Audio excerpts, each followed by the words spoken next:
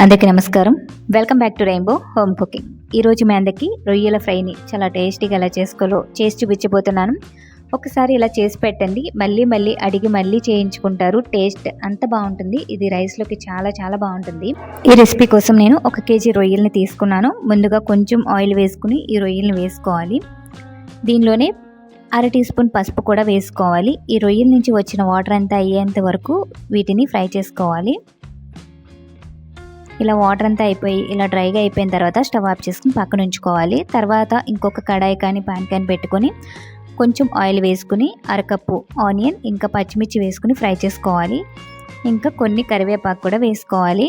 ఇవన్నీ కూడా కొంచెం ఫ్రై అయిన తర్వాత 1 టేబుల్ స్పూన్ అల్లం వెల్లుల్లి పేస్ట్ వేసుకుని ఫ్రై చేసుకోవాలి. అల్లం వెల్లుల్లి పేస్ట్ వేసుకుని ఫ్రై చేసుకున్న తర్వాత దీనిలో ముందుగా మనం ఫ్రై చేసి పెట్టుకున్న రొయ్యలు వేసేసుకోవాలి. రొయ్యలు వేసుకున్న తర్వాత దీనిలో కారం అన్నీ యాడ్ చేసుకోవాలి. 1 కేజీకి నేను 4 టీ స్పూన్ల వరకు కారం వేసుకుంటున్నాను. కారం ఘాటుని బట్టి మీరు యాడ్ చేసుకోండి.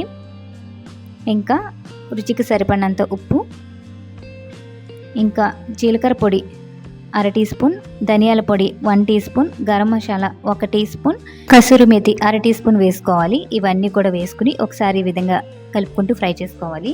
ఇలా ఫ్రై చేసుకున్న తర్వాత దీనిలో 2 టేబుల్ స్పూన్ల వరకు వాటర్ యాడ్ చేసుకోవాలి. ఎక్కువ వేసుకోకూడదు, కొంచెం ఇలా యాడ్ చేసుకుంటే సరిపోతుంది.